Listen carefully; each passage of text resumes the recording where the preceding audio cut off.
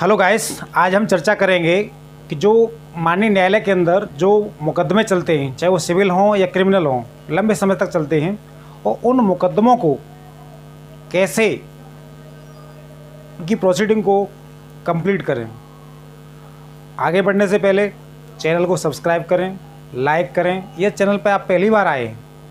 तो bell icon दबाएं और चैनल को सब्सक्राइब करें एंड शेयर करें। बात करते हैं कि मुकदमा बाद को जल्दी उसके जो ट्रायल है उसको कैसे पूर्ण करें।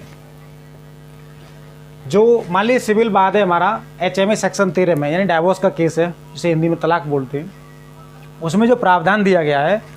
वो दिया गया है सेक्शन 21 ख सेकंड में। इसमें जो प्रावधान है उस प्रावधान की एप्लीकेशन को माननीय न्यायालय में जहाँ पर आपका HMA सेक्शन 13 का वाद निस्तारित विचाराधीन में, उसमें हम एप्लीकेशन लगाएंगे और माननीय न्यायालय से प्रेयर करेंगे कि निश्चित समय सीमा के अंतर्गत जो प्रावधान है उसके तहत जो है हमारे उक्त वाद को निस्तारित करने की कृपा करें। नेक्स्ट है जैसे कि जो DV एक्ट है, डोमेस्टिक वायलेंस एक्ट, इसे हिंदी में कहते हैं घरेलू हिंसा अधिनियम। इसमें प्रावधान है 60 डेज़ का, यानी 60 दिन का। 60 दिन में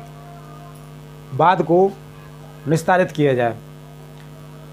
अगला जैसे कि कुछ क्रिमिनल केस होते हैं, कुछ सिविल केस होते हैं, उन केसों को चलते चलते काफ़ी लंबा समय हो जाता है, उसके उपरांत भी उनकी प्रोसीडिंग कंप्लीट नहीं हो पाती है। तो उसका दूसरा तरीका ये भी है कि माननीय उच्च न्यायालय में जो संबंधित जुरिडिक्शन का के जो ऑनरेबल हाई कोर्ट है उसमें हम एप्लीकेशन पिटीशन फाइल करके स्पीड ट्रायल की डायरेक्शन ले लेते हैं। और यदि माननीय उच्च न्यायालय उसमें डायरेक्शन दे देते हैं स्पीडी ट्रायल की, तो जो माननीय उच्च न्यायालय द्वारा जो समय सीमा निर्धारित की है उस समय सीमा के समय के अंतर्गत वाद को निस्तारित हो जाएगा। दैट मीन्स जो मुकदमा चल रहे हैं, विचाराधीन हैं, उसमें जो रेस्पोंडेंट हो या एप्लीकेंट हो, तो उसमें उनको भी ध्यान देना है कि हर डेट पर कोर्ट में अपीयर हों। मान लीजिए कि एविडेंस की स्टेज है और एविडेंस कराना है, चाहे वो रेस्पोंडेंट हो चाहे वो एप्लीकेंट हो, तो हमें क्या करना है कि जैसे ही एविडेंस हुआ, मतलब गवाही हुई, तो क्रॉस एग्जामिनेशन निश्चित समय सीमा के अंतर्गत, यानी जल्दी से जल्दी क्रॉस एग्जामिनेशन अपने वकील के माध्यम से करा देना चाहिए। नेक्स्ट जो एविडेंस हो रहा है, जैसे मान लीजिए PW1 हो गया, PW2 हो रहा है, तो PW2 का एविडेंस हो गया, मतलब एग्जामिनेशन इन चीफ हो गया, तो क्रॉस एग्जामिनेशन भी हमें अपने वकील के माध्यम से करा देना चाहिए। यानी जो हमारा भी एक काम है कि प्रत्येक डेट पर माननीय न्यायालय समक्ष उपस्थित हों और अपने अधिवक्ता से बात करें, जो भी हमारे वकील साहब हैं उस केस से संबंधित, तो उनसे बात करें कि जो आज